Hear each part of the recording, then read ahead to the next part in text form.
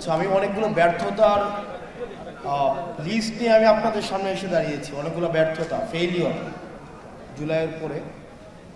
আমাদের এক নম্বর ফেইলিওর হচ্ছে যখন একজন শহীদের স্ত্রী আমার কাছে এসছেন, এসে যখন উনি বলছেন বারবার যে আমার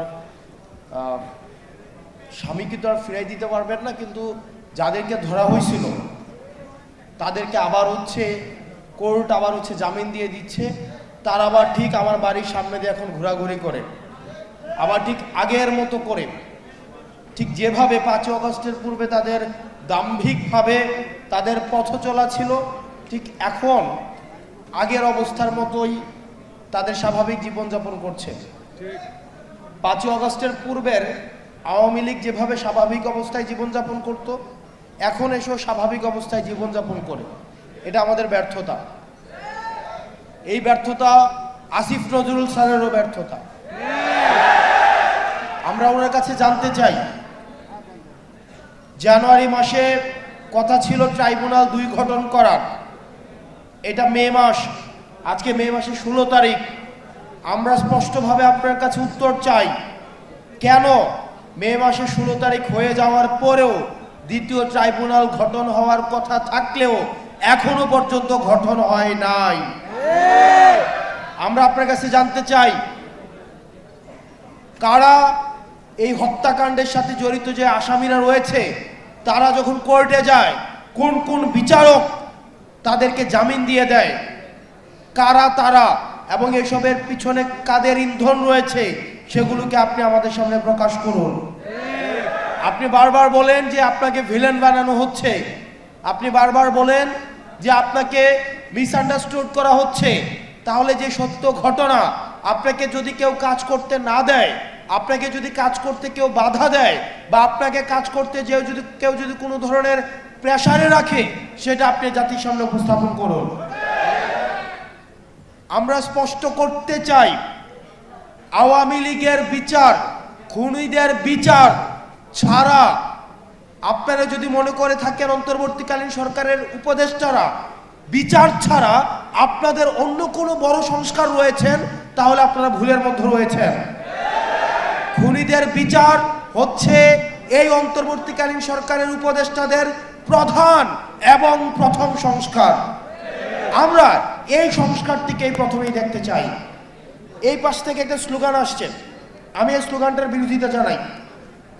নির্বাচন না সংস্কার, এই স্লোগানটা সমস্যাজনক স্লোগান। কারণ এই স্লোগানের মধ্য দিয়ে মনে হয় যে আমরা হয় নির্বাচন চাই, না হয় সংস্কার চাই। বিষয়টা এমন না, আমরা দুইটাই চাই। তবে তবে তবে আমরা চাই বিচার হবে, সংস্কার হবে। এই সংস্কার প্রক্রিয়ার মধ্য দিয়ে আমাদের নির্বাচনটা হবে। এখানে আমাদের অভিজ্ঞ রাজনীতিবিদ যারা আছেন, অভিজ্ঞ যারা দীর্ঘ 17-18 বছর ধরে যারা নির্যাতন নিপীড়নের শিকার হয়েছেন, আমার পরিবারের অনেক মানুষ রয়েছেন 17-18 বছর ধরে, আমরা তাদেরকে বাসায় আসতে দেখি নাই। আমার নানা আছেন এখানে, দীর্ঘদিন ধরে বিএনপি রাজনীতি করছেন, আমরা দেখেছি যে পালিয়ে পালিয়ে দীর্ঘ সময় বেড়াতে হয়েছে। আপনাদেরকে মাথায় রাখতে হবে, আওয়ামী লীগ যে নির্বাচন পদ্ধতি বানিয়ে গিয়েছে, এই নির্বাচন পদ্ধতির খেলার মাঠটা শুধুমাত্র আওয়ামী লীগ যেন খেলতে পারে সেই উপযোগী করে সেই মাঠটা বানানো হয়েছে। সেখানে আপনি খেলতে পারবেন না। আপনি আগে সেই মাঠের সংস্কার চাইতে হবে, নির্বাচন পদ্ধতি সংস্কার চাইতে হবে। আপনারা কি অস্বীকার করতে পারবেন যে পদ্ধতির নির্বাচন হয়, সেইখানে একটা ওসি সেখানে নির্বাচন করে দেয়, একটা এসপি নির্বাচন করে দেয়, একটা ইউনো নির্বাচন করে দেয়? তাহলে একই পদ্ধতির যদি আপনার নির্বাচন ব্যবস্থা থাকে, তাহলে এই নির্বাচন এই 5 আগস্টের পরে প্রপার ডেমোক্রেটিক ট্রান্সফরমেশন এই নির্বাচন কমিশনের মধ্য দিয়ে সম্ভব নয়। সেই কারণে আমরা আপনাদেরও সহায়তা চাই, যাতে করে আমাদের একটা যেন প্রপার গ্রহণযোগ্য ফ্রি ফেয়ার অ্যান্ড পার্টিসিপেটের একটা নির্বাচন হয়। সেটার জন্য নির্বাচন কমিশনের সংস্কার নিয়েও আপনারা কথা বলেন। দুঃখজনক বিষয়, আপনারা জানবেন নির্বাচন কমিশন থেকে বলা হয়েছে, আমরা আমাদের থেকে এটা প্রস্তাবনা দিয়েছিলাম, যারা ফেরারি আসামি আছে, যারা গণহত্যার আসামি আছে, তারা যদি নির্বাচনে অংশগ্রহণ করতে চায়, তাহলে তারা সশরীরে এসে তারা হচ্ছে পেপার সাবমিট করতে হবে। আপনারা জানেন নির্বাচন কমিশন সেটার বিরোধিতা জানিয়েছে। আমরা নির্বাচন কমিশনের কাছে জানতে চাই যে আপনারা কাদের পারপাস সার্ভ করছেন। দূষররা যদি নির্বাচনে অংশগ্রহণ করতে চায় তারা সশরীরে এসে তাহলে নির্বাচন কমিশনে তাদের পেপার সাবমিট করতে হবে। এটাতে সমস্যা কোথায়?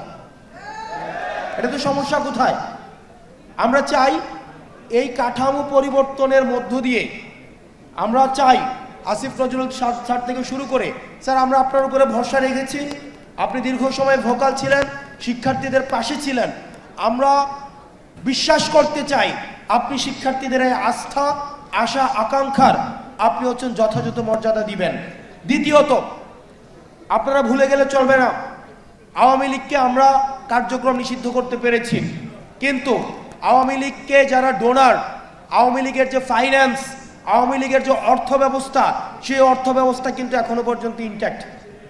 আমি যেহেতু কুমিল্লাতে আছি, কুমিল্লার অনেক উপজেলা রয়েছে, সেই উপজেলার আওয়ামী লীগের রাজনীতিও এখন আওয়ামী লীগের টাকায় চলে, বিএনপির রাজনীতিও এখন আওয়ামী লীগের টাকায় চলে। এখানে বিএনপির আপনারা যারা রয়েছেন আপনারা আমাদেরকে শত্রু জ্ঞান করেন না, এটা আমি আপনাদের ভালোর জন্য বলছি। কুমিল্লার অনেক উপজেলা রয়েছে যেখানে সব দলের রাজনীতি এখন আওয়ামী লীগের টাকার কাছে বিক্রি হয়ে গিয়েছে। তাই অন্তর্বর্তীকালীন সরকারের কাছে বলতে চাই, এই আওয়ামী লীগের অর্থনৈতিক কাঠামোকে আপনি ইনট্যাক্ট রেখে আপনি কখনোই সংস্কার কার্যক্রম এবং নির্বাচন কার্যক্রম আপনি যথাযথভাবে ঠিক করতে পারবেন না। এবং বিএনপির নেতাকর্মী, ত্যাগী নেতাকর্মীরা এখানে যারা রয়েছেন আপনারা কি অস্বীকার করতে পারবেন আওয়ামী লীগের যে পরিমাণ টাকা তাদের রয়েছে অবৈধ উপায়ে ইনকাম করা, আপনি যে ফেয়ার ইলেকশনে আপনি সেখানে যথাযথভাবে আপনি কম্পিট করতে পারবেন? কোনোভাবেই সম্ভব না। সেই জায়গায় গণতন্ত্রের জন্য, বাংলাদেশের জন্য, পরবর্তী বাংলাদেশের জন্য আমাদের নিজেদের মধ্যে পলিসি নিয়ে আর্গুমেন্ট থাকবে, ডিসকাশন থাকবে, মতবিরোধ থাকবে, কিন্তু সেইখানে কোনোভাবেই গণহত্যার দায়ে অভিযুক্ত আওয়ামী লীগকে আমরা কোনোভাবেই স্পেস দিতে পারি না। সেজন্য অন্তর্বর্তীকালীন সরকারের কাছে আহ্বান জানাবো, আওয়ামী লীগের যে অর্থনৈতিক কাঠামো রয়েছে, আওয়ামী লীগের যে সাংস্কৃতিক কাঠামো রয়েছে, আওয়ামী লীগের অপরাধের বৈধতা উৎপাদনের জন্য যে সাংস্কৃতিক বাহিনী রয়েছে আপনি তাদের সম্পদকে বাজেয়াপ্ত করে সেগুলো জনগণের কল্যাণে সেগুলোকে নিয়োজিত করুন। প্রিয় সহযোদ্ধা, আমরা শুধুমাত্র আওয়ামী লীগ নিয়ে কথা বলি, একই সাথে সাথে আওয়ামী লীগের যে সহযোগী 14 দল, জাপা, মনে আছে ভারত থেকে মিটিং করে এসে বলতো যে এবার আমরা সরকারি দল হব নাকি বিরোধী দল হব, এটা আপার সাথে কথা বলে আমরা সিদ্ধান্ত নিব। এই যে 14 দল রয়েছে, এই 14 দল নিয়ে অন্তর্বর্তীকালীন সরকারের কি ধরনের চিন্তা সেটা আপনাকে স্পষ্ট করতে হবে। আমরা অন্তর্বর্তীকালীন সরকারকে আমরা সহযোগিতা করতে চাই, কিন্তু আমরা আশাহত অনেক কাজে আমরা এখনো পর্যন্ত বিচার দেখি নাই, এখনো পর্যন্ত আহতদের সম্পূর্ণ পুনর্বাসন দেখি নাই, কর্মসংস্থান দেখি নাই, এখনো পর্যন্ত বিচারের কোনো অগ্রগতি হয় নাই।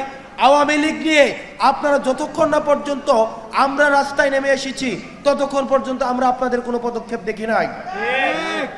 সেই জায়গা থেকে আপনাদের কাছে আমাদের অনুরোধ থাকবে এই ধোঁয়াশাগুলো আপনারা স্পষ্ট করবেন। সর্বশেষ এই বিষয়ে আমাদের কথা হচ্ছে যে অন্তর্বর্তীকালীন সরকার অনেক ক্ষেত্রে কম্প্রোমাইজিং। মানবিক করিডোর নিয়ে আপনি আপনাদের অবস্থান স্পষ্ট করবেন। আমরা কোনোভাবে আমরা আমাদের দেশের সার্বভৌমত্ব এবং আমাদের এই দেশকে কখনোই কোনো পরাশক্তির কাছে আমরা কোনোভাবে আমরা বন্ধক দিব না। আমাদের এই দেশ ভারতের নয়, ভারতের আধিপত্য থাকবে না, এখানে পিন্ডির আধিপত্য থাকবে না, এখানে কোনো মার্কিন আধিপত্য থাকবে না, কোনো পরাশক্তির আধিপত্যের ক্ষেত্র এই বাংলাদেশকে আমরা কোনোভাবেই হতে দিব না। সুতরাং মানবিক করিডোর নিয়ে যে প্রশ্নগুলো এসছে, এই প্রশ্নগুলো জাতির সামনে এটির যথাযথ স্পষ্ট উত্তর দিয়ে জাতিকে যথাযথ পথ প্রদর্শন করুন। এবং এই মানবিক করিডোর নিয়ে অন্তর্বর্তীকালীন সরকারের অবস্থান আমরা স্পষ্ট একটা অবস্থান দেখতে চাই, ধোঁয়াশার মধ্যে আমরা থাকতে চাই না। এবার এই প্রোগ্রামটি করা হয়েছে বৈষম্য বিরোধী ছাত্র আন্দোলনের ব্যানারে। বৈষম্য বিরোধী ছাত্র আন্দোলন 5ই আগস্টের পর থেকে আমরা নিরলসভাবে চেষ্টা করছি, আমি এই সংগঠনের আহ্বায়ক ছিলাম, আমরা চেষ্টা করছি এটাকে রিঅর্গানাইজ করা, কিভাবে প্রো পিপল করা যায়। আমাদের অনেক সীমাবদ্ধতা রয়েছে, আমরা চেষ্টা করছি। আপনাদের কাছে আহ্বান থাকবে বৈষম্য বিরোধী ছাত্র আন্দোলনের ব্যানারটা এটা যেন কোনোভাবেই এটাকে কেউ ব্যক্তিভাবে প্রশাসনিকভাবে, আমরা অনেক দুঃখজনক খবর পাই এই বৈষম্য বিরোধী ছাত্র আন্দোলনের ব্যানারকে ব্যবহার করে অনেকে তদবির কাজে জড়িয়ে গিয়েছেন। মনে রাখতে হবে বৈষম্য বিরোধী ছাত্র আন্দোলন সহ এই গণঅভ্যুত্থানে যারা জড়িত, আপনাদের কাজ তদবির করে প্রশাসনে দরজায় দরজায় ঘোরা না। আপনাদের প্রতিনিধি হিসেবে, এই গণঅভ্যুত্থানের প্রতিনিধি হিসেবে 2 জন ছাত্র উপদেষ্টা রয়েছেন। আমরা আপনাদেরকে অনুরোধ করব যাতে করে আপনাদের বিরুদ্ধে কোনো ধরনের নেতিবাচক মতামত দেওয়া যায় বা মন্তব্য করা যায় এমন কোনো কর্মকাণ্ডে আমরা কখনোই জড়িত হব না। সেজন্য প্রশাসনকে বা স্থানীয় সরকারকে যদি আমরা কোনোভাবে সহায়তা করতে পারি আইন শৃঙ্খলা রক্ষা করার ক্ষেত্রে, আমরা আইন শৃঙ্খলা রিস্টোর করার ক্ষেত্রে তারা যদি আমাদের হেল্প চায় তাইলে আমরা হেল্প করব, নচেত আমরা কোনো কাজে ইন্টারফেয়ার করা থেকে বিরত থাকব। 2 নম্বর বিষয়, আপনারা একটু রিঅর্গানাইজ করতে হবে নিজেদেরকে। আপনারা শিক্ষা প্রতিষ্ঠানগুলোতে যান, সাধারণ মানুষের কাছে যান, তাদের কি প্রয়োজন সেটা শোনার চেষ্টা করেন। আহত শহীদ পরিবারের কাছে যান, আহত শহীদ পরিবারের চিন্তাগুলোকে, আহত শহীদ পরিবারের কষ্টগুলোকে, তাদের প্রয়োজনগুলোকে, তাদের প্রত্যাশাগুলোকে প্রাপ্তির মধ্য দিয়ে একটা যুগপথ মিলনের আপনারা চেষ্টা করেন। এবং আপনাদের প্রথম এবং প্রধান এখন বর্তমানে কাজ হচ্ছে আহত শহীদ পরিবারের প্রয়োজনগুলোকে পূরণ করা। 2 নাম্বার, বিচার এবং সংস্কারকে যাতে ত্বরান্বিত হয় সেই দাবিগুলোতে নিয়ে আপনাদের কথা বলা। দুঃখজনক বিষয়, আপনাদেরকে যখন দেখি বা আপনাদের বিভিন্ন বিষয় যখন আমাদের কাছে আসে যে আপনারা বিভিন্ন বিষয়ে, হয়তো সবাই না, কিছু কিছু মানুষ নিজ স্বার্থ হাসিল করার জন্য এই কাজগুলো করছেন, তখন এই বিষয়গুলোকে আমাদেরকে অনেক বেশি আশাহত করে। তো আপনারা এই বিষয়গুলোতে সচেতন থাকবেন। সর্বশেষ, আমাদের আগামী আর 26 দিনের মধ্যে এই অন্তর্বর্তীকালীন সরকার আমাদেরকে কথা দিয়েছেন যে 26 দিনের মধ্যে আমাদের জুলাই ঘোষণাপত্র দিবেন। আমরা এই বিষয়ে ওয়াচফুল রয়েছি। আর 26 কর্মদিবসের মধ্যে যদি জুলাই ঘোষণাপত্র না আসে এবং জুলাই ঘোষণাপত্রে যদি এই জুলাই ঘোষণাপত্রে আমাদের আকাঙ্ক্ষার প্রতিফলন না ঘটে তাহলে কিন্তু আবার আমরা রাস্তায় নামতে বাধ্য হব। প্রিয় সহযোদ্ধা, আমাদের নিজেদের মধ্যে ঐক্যবদ্ধ থাকতে হবে। এখানে বিএনপি রয়েছেন, জামাতে ইসলামে রয়েছেন, ইসলামিক আন্দোলন, খেলাফতে মজলিস থেকে শুরু করে ফ্যাসিবাদ বিরোধী যে রাজনৈতিক দলগুলো রয়েছে আপনারা এখানে রয়েছেন। আপনাদেরকে মাথায় রাখতে হবে আমাদের ঐক্যে যদি ফাটল ধরানো যায় তাহলে লাভটা কার? আমাদের ঐক্য যদি ফাটল ধরানো যায় তাহলে লাভটা হচ্ছে যারা এই দীর্ঘ 1.5 দশকের বেশি সময় ধরে আমাদেরকে শাসন করেছে, শোষণ করেছে, তাদের লাভ। সেজন্য যে কোনো মূল্যে আমাদেরকে ঐক্যবদ্ধ থাকতে হবে। বিশেষ করে কুমিল্লার প্রশ্নে, কুমিল্লার উন্নয়নের প্রশ্নে, অগ্রগতির প্রশ্নে আমরা প্রত্যেকটি রাজনৈতিক দল আমাদের রাজনৈতিক বোধ বিবেচনার ঊর্ধ্বে উঠে কুমিল্লার প্রশ্নে আমাদেরকে ঐক্যবদ্ধ থাকতে হবে।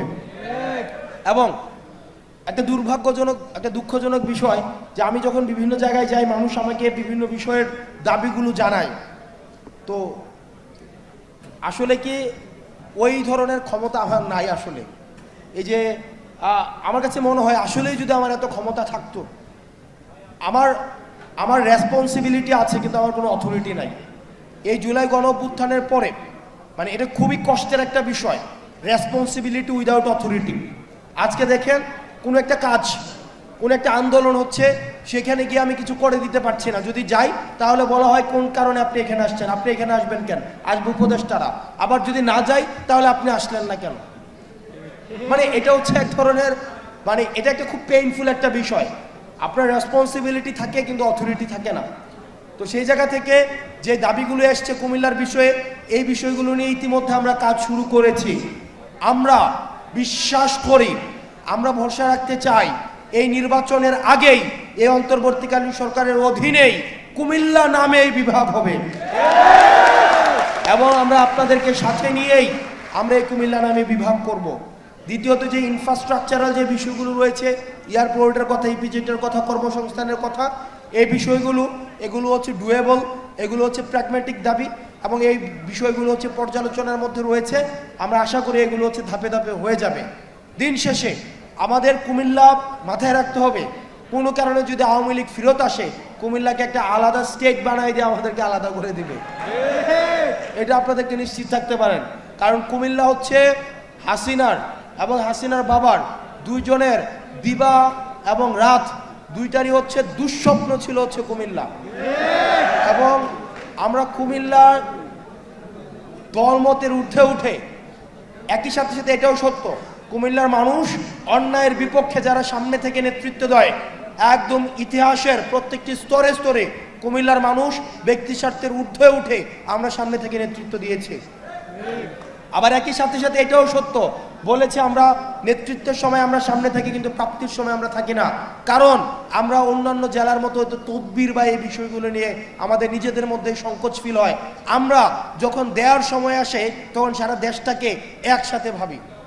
সেই জন্য আমরা চিন্তা করে আমাদের একটা অন্তর্ভুক্তিমূলক উন্নয়ন হোক, আমাদের কুমিল্লাকে নিয়ে যেমন ভাবতে হবে, সারা দেশকে নিয়ে তেমন ভাবতে হবে।